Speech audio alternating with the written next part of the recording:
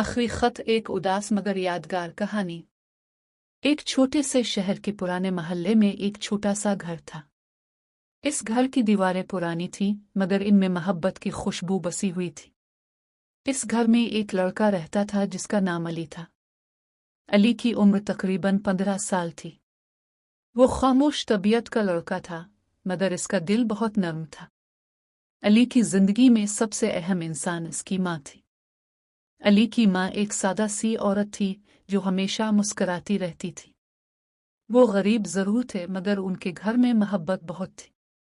हर सुबह अली की माँ उसे स्कूल भेजने से पहले कहती, बेटा हमेशा अच्छा इंसान बनना। अली मुस्कुराकर सर हिला देता मगर किस्मत को शायद ये खुशी ज्यादा देर तक मंजूर नहीं थी। एक दिन अली की माँ अचानक बीमार हो गई। पहले तो सब ने सोचा कि यह मामूली बुखार है मगर चंद दिनों बाद इसकी हालत ज्यादा खराब हो गई।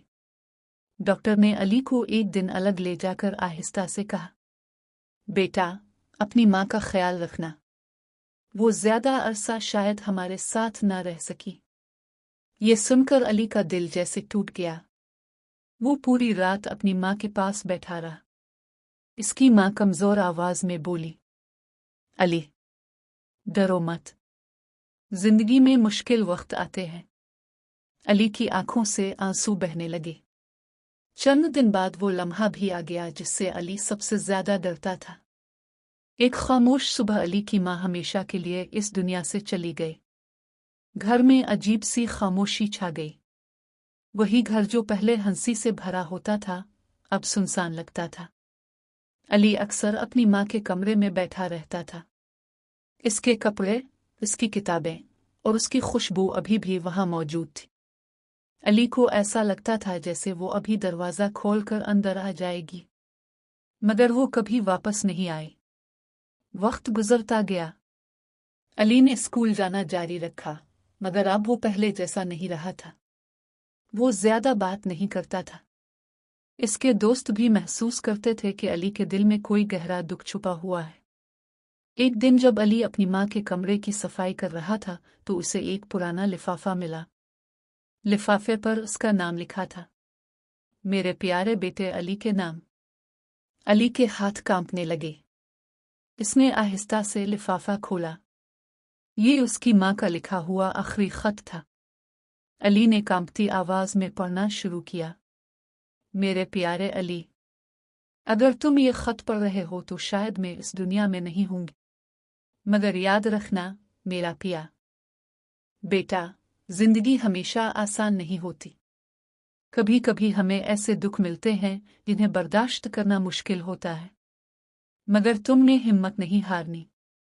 मैं जानती हूं कि तुम बहुत मजबूत हो।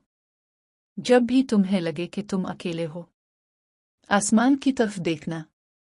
मैं हमेशा तुम्हारे लिए दुआ करती रहूंगी।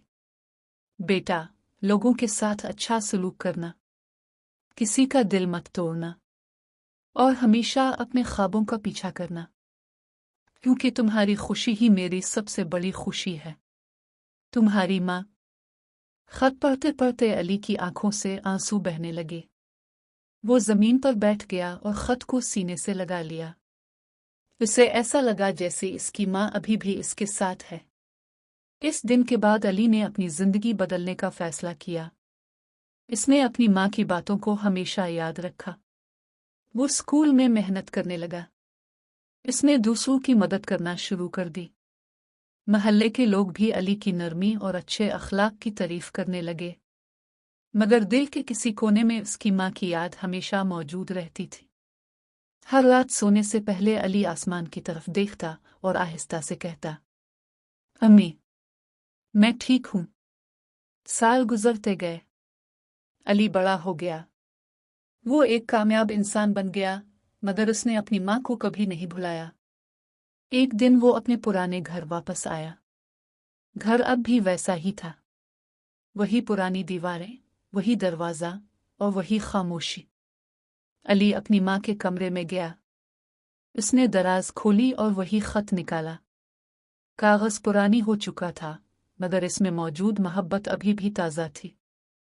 अली ने आहिस्ता से खत पढ़ा और मुस्करा दिया। इसकी आंखों में आंसू थे, मगर इसके दिल में सुकून भी था।